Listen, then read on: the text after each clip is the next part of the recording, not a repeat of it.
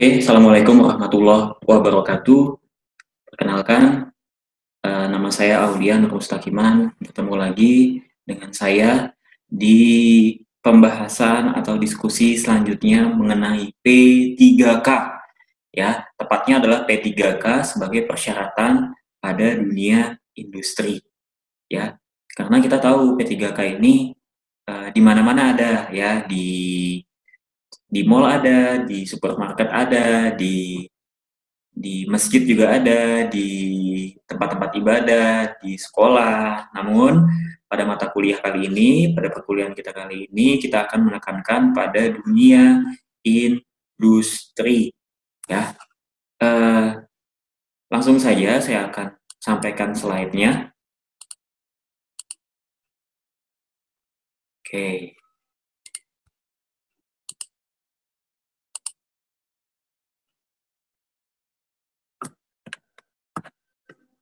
oke ya. Eh, ini peraturan perundang-undangan ya mengenai kewajiban untuk ber-P3K untuk siapapun ya. Amanat Undang-Undang Nomor 1 1970, kemudian Permenaker Peraturan Menteri Tenaga Kerja dan Transmigrasi Nomor 3 1982 ya dan sebagainya ya. Secara definisi teori ya, P3K adalah kalau panjangannya memang betul pertolongan pertama pada kecelakaan. Tapi P3K itu sendiri memiliki makna yaitu first aid atau tindakan pertolongan yang pertama kali harus dilakukan atau diberikan kepada korban ya yang mendapatkan kecelakaan atau penyakit mendadak ya, dan tindakan pertama tersebut harus dilakukan secepat mungkin ya dan tepat sebelum korban dibawa ke rumah sakit. Jadi kalau korban langsung dibawa ke rumah sakit atau korban langsung dibawa ke klinik namanya bukan pertolongan pertama lagi ya. Pertolongan pertama saya ulangi kembali adalah pertolongan atau tindakan yang pertama kali awal mula kita lakukan ya, kita berikan kepada korban yang saat itu juga on the spot mengalami kejadian kecelakaan ya atau penyakit mendadak ya, jantungan, stroke ya, pingsan, mohon maaf, epilepsi ya, mohon maaf lagi misalkan vertigo dan seterusnya ya. Nah, itu P3K dan itu definisi istilah dari pertolongan pertama ya. Nah, P3K ini mempunyai maksud ya, yang pertama adalah memberikan perawatan darurat kepada korban sebelum pertolongan yang lebih lengkap diberikan dari rumah sakit, klinik atau dokter perusahaan atau petugas kesehatan lainnya ya. Jadi yang memberikan pertolongan pertama atau pertolongan darurat tadi itu biasanya bukan dokter, biasanya bukan petugas kesehatan. Ya, biasanya rekan sejawat, teman-teman karyawan, pegawai atau bahkan atasan, anak buah ya. P3K ini jelas diberikan kepada korban ya untuk menyelamatkan, meringankan tingkat kesakitan ya, mencegah cedera atau penyakit yang lebih parah, mempertahankan nyawa ya, mencarikan pertolongan lebih lanjut ya. Ini ada ciri-ciri gangguan, ada gangguan sifatnya umum, ada gangguan sifatnya lokal. Kalau gangguan yang sifatnya umum adalah gangguan yang terjadi pada umumnya, ya, yang tidak mengenal tempat, waktu, ya, dan seterusnya. Namun untuk gangguan lokal itu gangguan yang bergantung atau depend on lokasi atau tempat atau regional. Tidak semua gangguan lokal ini ada di mana-mana, ya. Contohnya banyak sekali contoh gangguan umum nih. Ini contoh gangguan umum, misalkan bising, ya. Gangguan umum misalkan bising, terus apalagi misalkan sengatan serangga, terus apalagi misalkan eh, apa namanya kebakaran, ya, atau misalkan lantai licin, yang menyebabkan terpeleset itu gangguan umum. Kalau gangguan lokal nggak semuanya ada. Contoh misalkan gigitan ular, terus habis itu eh, apa namanya, eh, luka terkena gas beracun, terus misalkan eh, apa namanya terkena bahan kimia. Nah, itu gangguan gangguan lokal. Ya, saya lanjutkan kembali.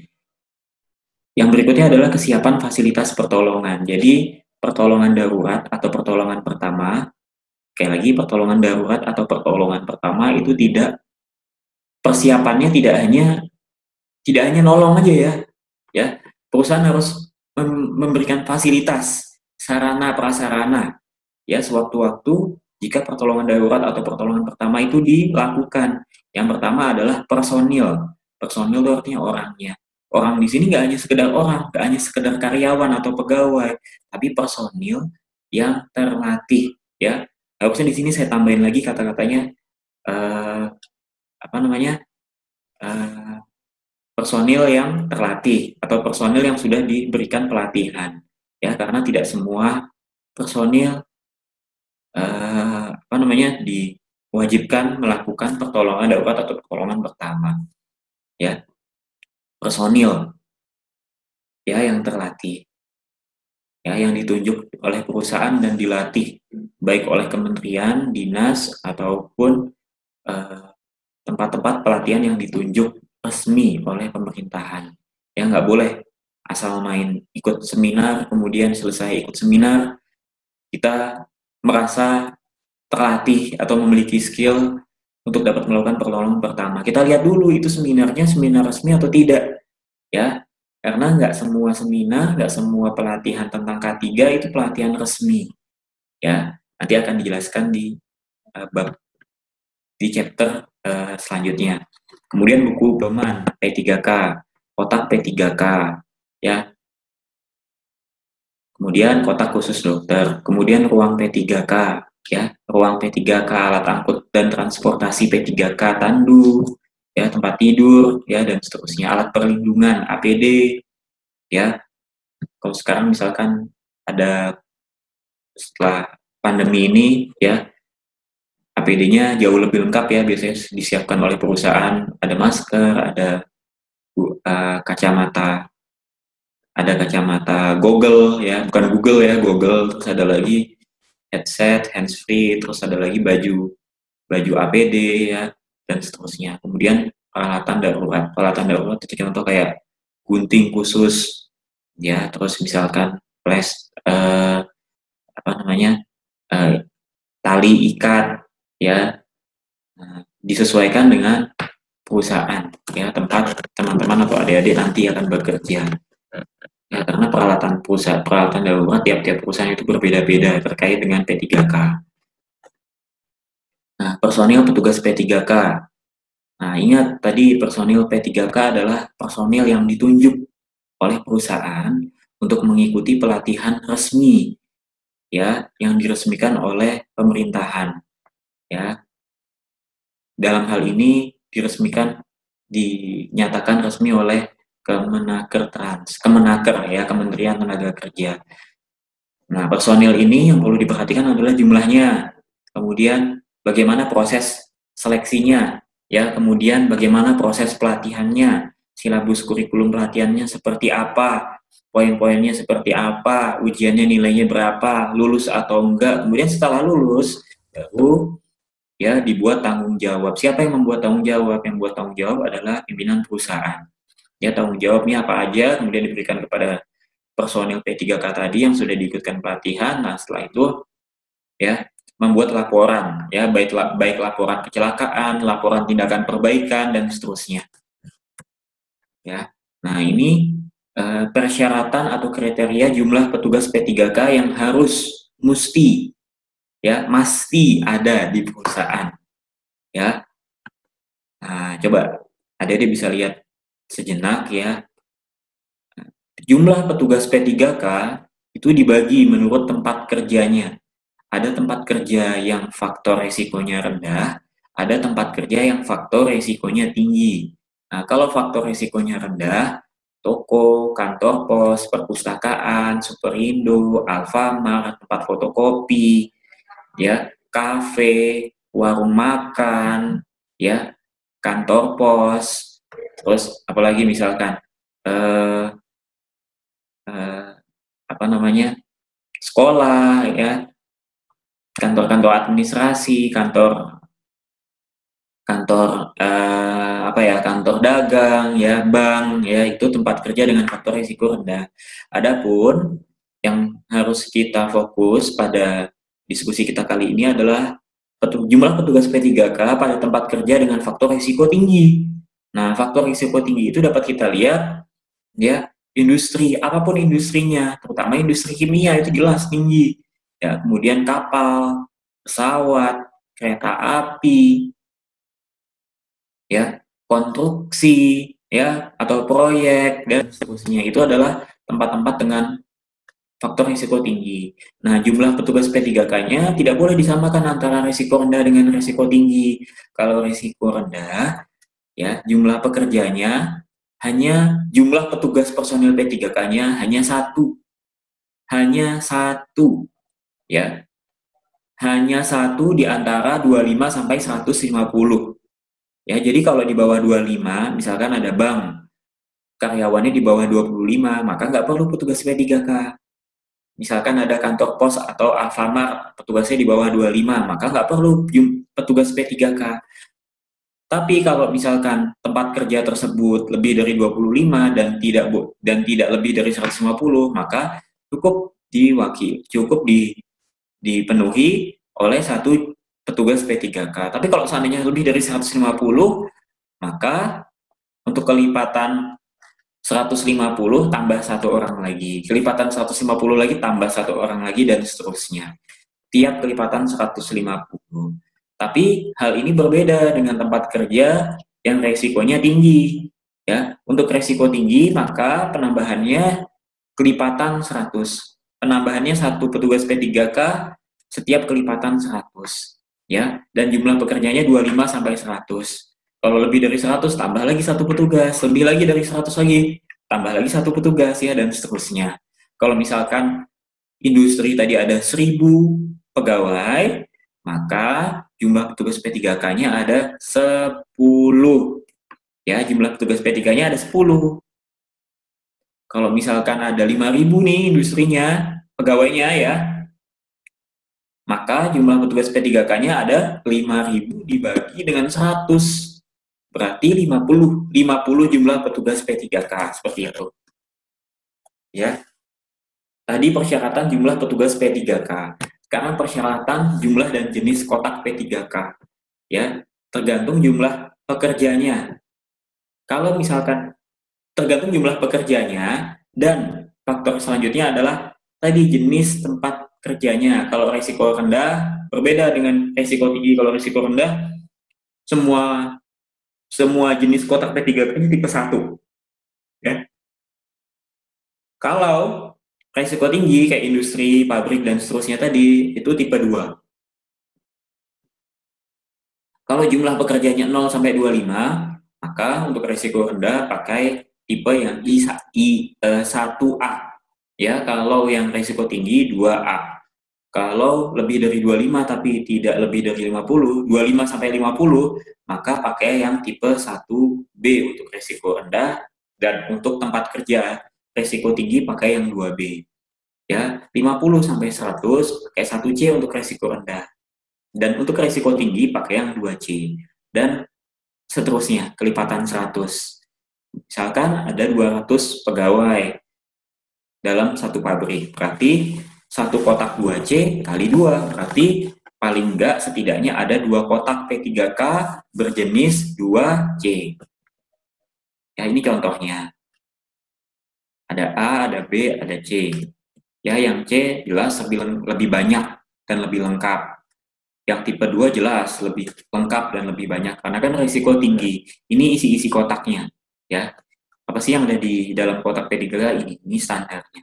Ada ini kotak A, yang ini kotak B, yang ini kotak C. Ya, yang Yang ini kotak A, yang ini kotak B, yang ini kotak C. Alkohol harus lebih dari 70%. Ya, nggak boleh pakai merek-merek, boleh pakai merek-merek luar ya yang beli di supermarket. Tapi ya dianjurkan alkoholnya lebih dari 70%. Kenapa kok alkohol harus lebih dari 70%? Agar higienis ya, agar menjamin bahwa bakteri dan kuman atau virus yang menempel di tangan kita atau di bagian tubuh kita ya itu benar-benar mati ya di atas 70%. Nggak boleh 50%, nggak boleh 40%. Nah, ini jadi pembelajaran bagi petugas-petugas atau personel P3K, jangan sembarangan beli alkohol. Ya, dilihat speknya, apakah itu benar 70% atau 65%, nggak boleh 65%, atau 68%, 67%, nggak boleh. Ya, harus 70%. Syukur-syukur bisa 80 atau 90%. Semakin besar kadar alkoholnya, maka semakin baik dan semakin mahal. Ya, masker juga harus ada. Apalagi walaupun persyaratan maskernya hanya 1 dan 2, di masa-masa pandemik seperti ini masker sangat amat sekali dibutuhkan, sehingga dianjurkan dan disarankan tersedia masker paling nggak jangan 1 dan 2 lah, paling nggak ada 5 ya, ada 10 masker dan seterusnya. Sarung tangan sekali pakai juga gitu, di masa-masa pandemi seperti ini nggak boleh lah 2 atau 4, yang C kan 4, yang A sama B kan 2 tuh persyaratannya. Nah, kalau bisa di masa pandemi ini ditambah lagi jumlah sarung tangan sekali pakainya itu kalau bisa 5, 7, dan seterusnya. Nah, seperti itu.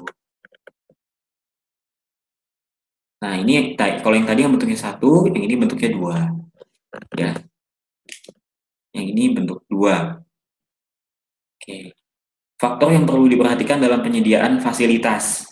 Ya, sifat pekerjaannya, jumlah bahan dan sumber bahaya, pelayanan kesehatan terdekat, lokasi tempat kerja, jenis industri, jumlah pekerjanya, shift kerjanya, ukuran dan layout perusahaan, dan seterusnya. Ini beberapa faktor dalam penyediaan fasilitas yang nanti biasanya diaudit ya, diaudit di SMK 3 dalam hal atau dalam aspek P3K ya. Nah, ini yang tadi di awal sudah saya terangkan, fasilitasnya harus ada nih kotak P3K.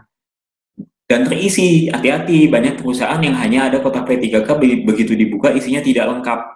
Ya, tidak ada buku pedoman, tidak ada gunting, tidak ada alkohol, tidak ada iodin, ya, tidak ada, dan juga harus ada ruang P3K dan kelengkapannya, ya, tandu dan seterusnya. Personil P3K yaitu adalah dokter pimpinan PKK dan ahli K3.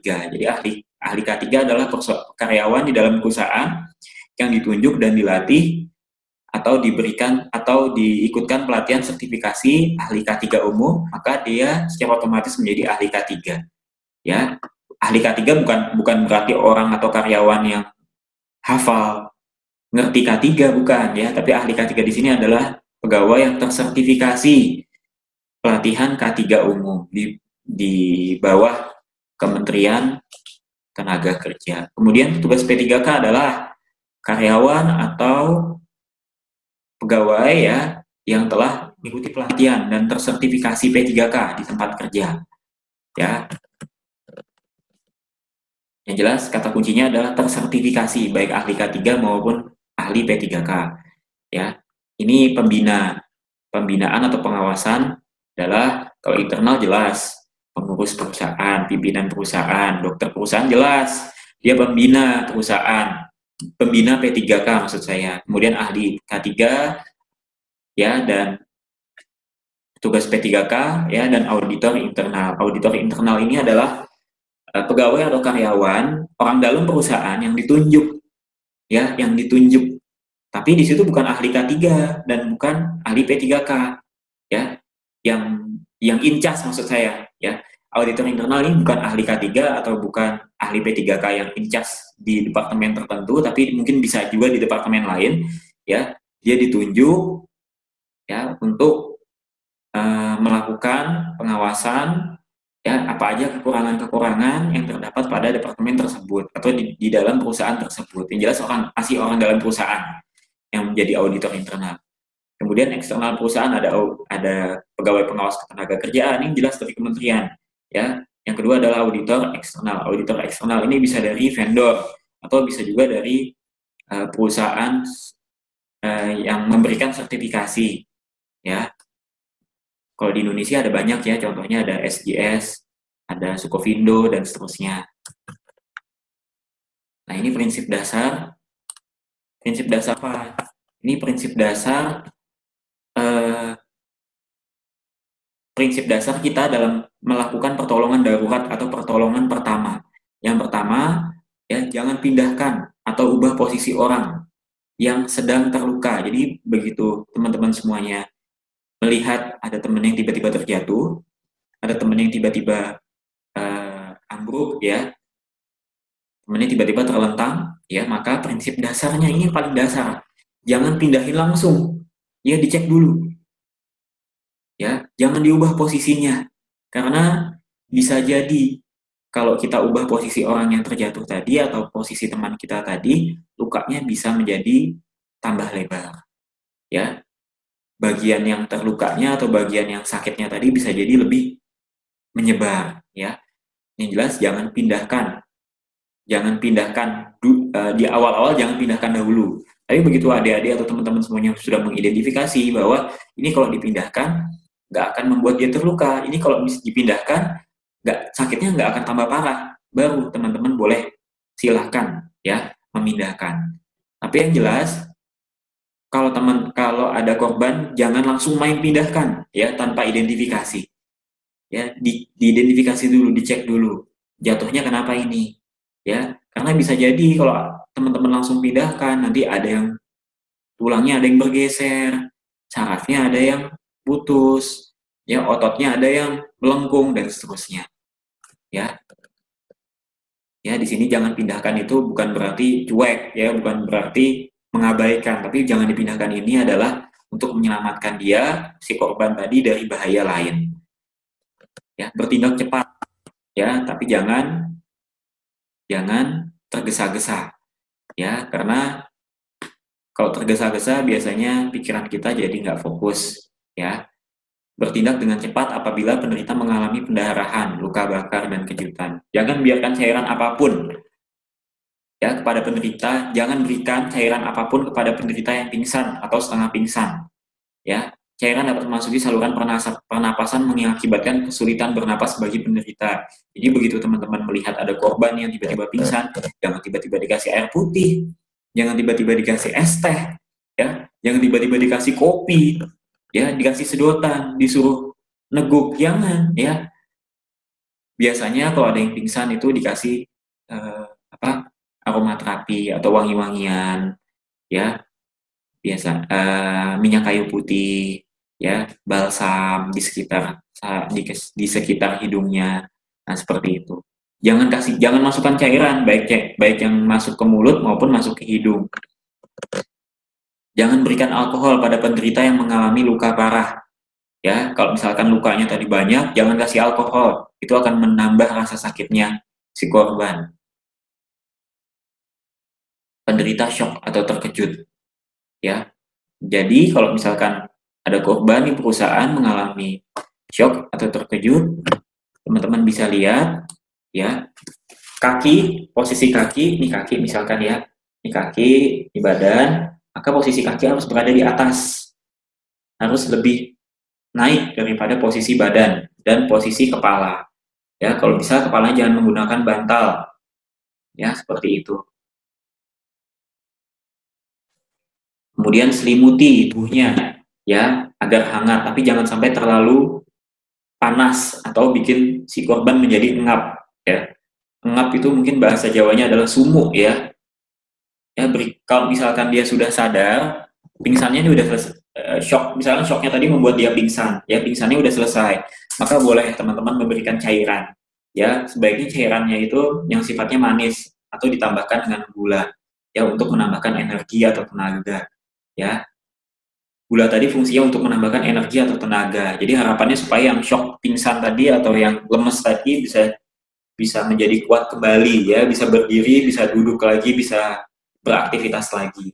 Ya, tapi kalau masih dalam keadaan pingsan, tidak sadarkan diri, jangan kasih minum, ya. Dikhawatirkan minuman tersebut masuk ke saluran yang salah, bukan saluran pencernaan tapi saluran pernafasan.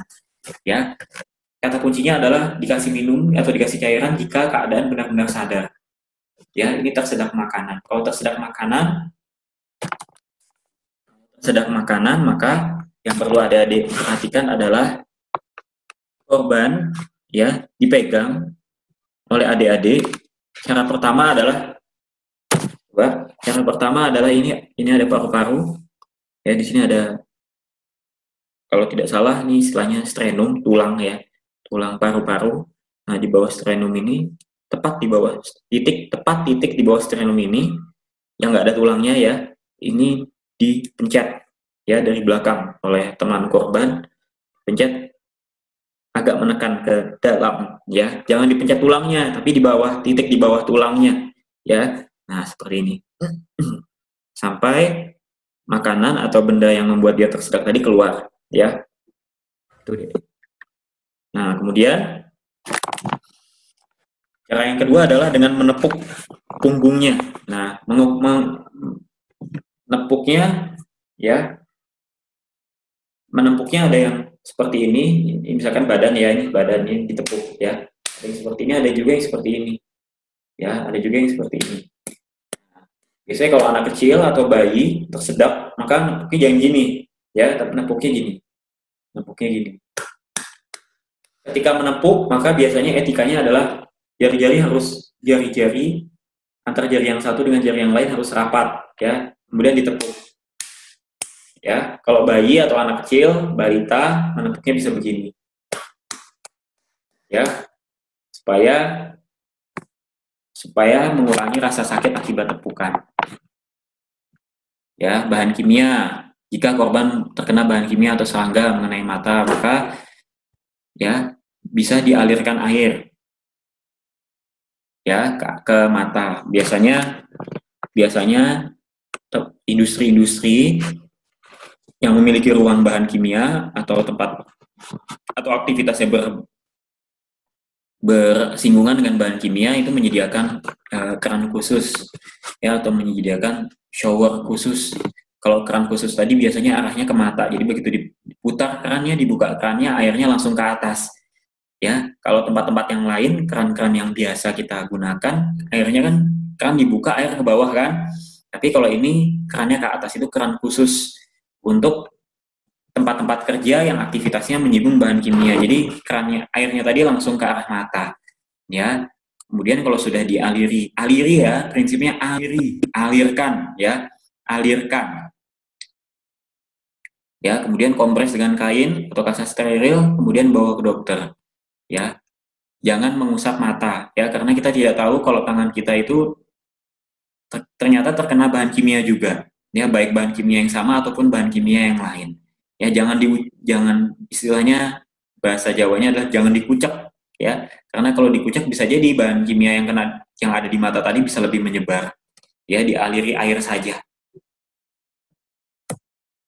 Kemudian sengatan serangga cukup dikompres dengan es ya.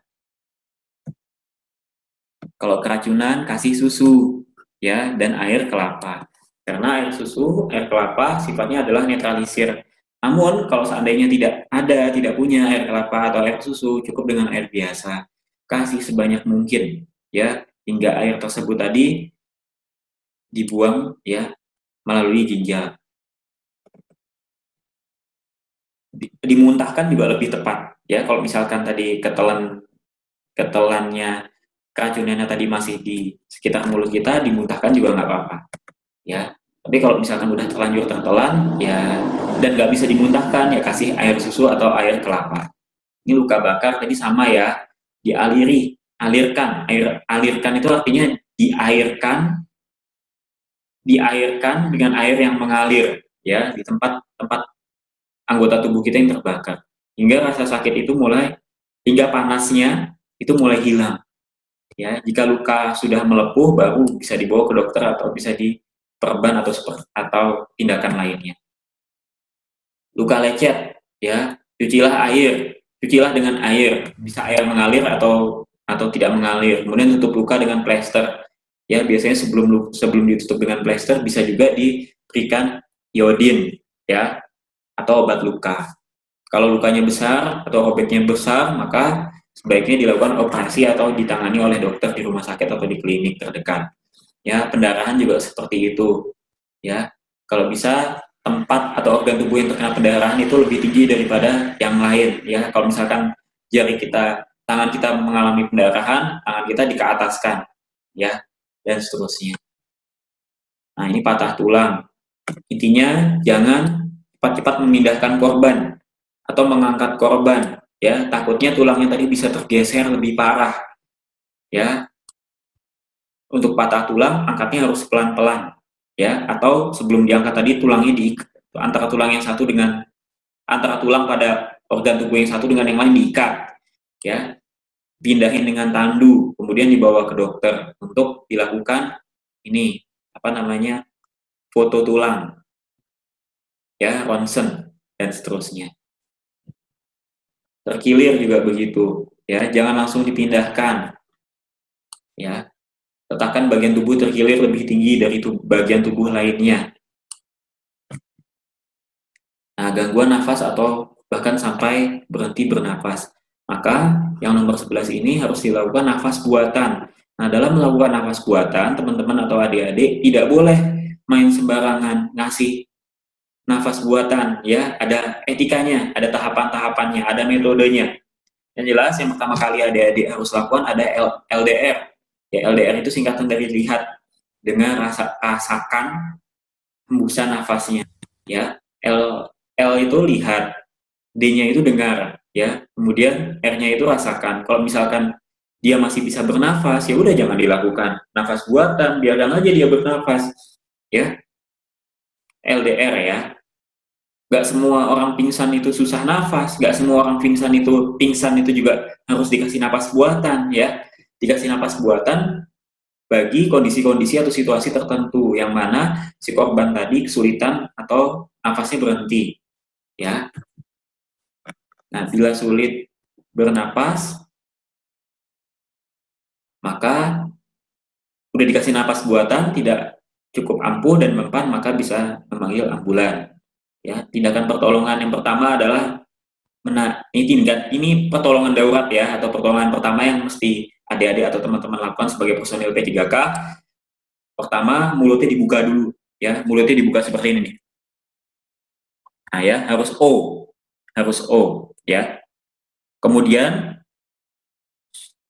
tarik lidah keluar, ya. Fungsinya ini untuk membebaskan, ya, udara agar bisa masuk ke dalam, ya. Kemudian tempelkan mulut dengan mulut, ya, dan lakukan kompresi dada. Nggak boleh hanya nempelin mulut ke mulut aja tanpa kompresi, ya. Kompresi jalan, mulut ke mulut juga jalan. Nggak boleh kompresi dada juga tanpa mulut ke mulut, dua-duanya harus jalan, dan dua-duanya ada rasionya. Rasionya kita lihat berikut ini, ya. Rasionya adalah 30/2. 30/2 itu artinya adalah, maknanya adalah 30 kompresi, 2 napas buatan. 30 kompresi, 2 mouth to mouth, ya. Nggak boleh dibalik, 30 mouth to mouth, 2 kompresi, nggak boleh, ya. Itu aturannya. Ada yang menyebutnya 30/1. Ada juga yang menyebutkan 30/2. Artinya 30 kali kompresi, 2 mouth to mouth. Ya, ada juga yang 1/15, artinya 1 mouth to mouth, 15 kompresi. Nah, dalam melakukan kompresi pompa korban, ya, maka pompanya itu pas di tulang sternum, ya, pas di tulang paru-paru adik-adik. Nggak boleh pompa di perut. Pompa tidak boleh di perut, ya, tidak boleh di perut. Pompa tidak boleh di perut. Tapi mompanya, ya, itu harus di dada, ya, di tulang dada, tulang paru-paru atau tulang dada, terserah istilahnya apa, ya. Nah, cara mompanya bisa begini, bermacam-macam, ya, tiba-tiba style orang bermacam-macam. Yang jelas, kalau menurut saya, kalau saran saya, mompanya ada seperti ini. Nah, mompanya dengan ini, ya, adik-adik, ya, mompanya dengan ini. teman-teman harus bisa memompa korban paling enggak kalau misalkan ada bantal, kalau misalkan teman-teman latihan di bantal nih, bukan latihan di orang ya, bantal tadi akan mengalami penurunan sebesar 5 cm ya. Jadi jangan terlalu sentimen juga pompanya. Jangan terlalu agresif juga ya. Kasihan nanti ya bisa bisa ini bisa makin kesakitan kalau seandainya teman-teman memompanya itu terlalu keras ya, paling enggak kurang lebih 5 cm. 5 cm bantal ya dek ya, 5 cm bantal seperti itu ya. Ini ada beberapa contoh dari pelatihan sertifikasi ya P3K untuk petugas P3K yang ada di industri atau di perusahaan ya. Nah, ini yang resmi itu maknanya adalah tersertifikasi oleh Kementerian Tenaga Kerja Republik Indonesia ya, karena nggak semua pelatihan, nggak semua seminar itu tersertifikasi oleh Kementerian Tenaga Kerja. Maka adik-adik dan teman-teman semuanya harus paham ya apakah ini pelatihan yang tersertifikasi atau tidak. Biasanya pelatihan tersertifikasi ini dilaksanakannya di tempat-tempat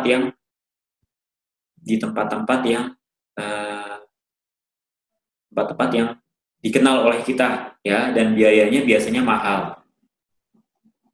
Biayanya lebih mahal ya. Seperti itu.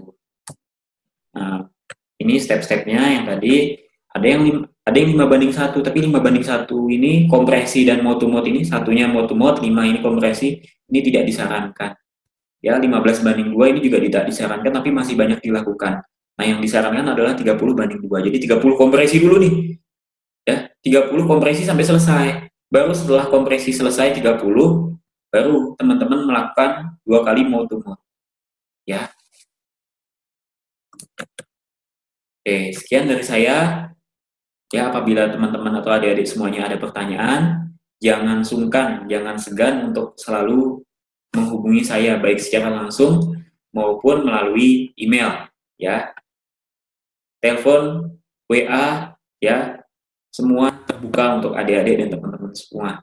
Ya, sekian dari saya mengenai P3K sebagai persyaratan di dunia industri. Wabillahi taufiq wal hidayah. Wassalamualaikum warahmatullahi wabarakatuh.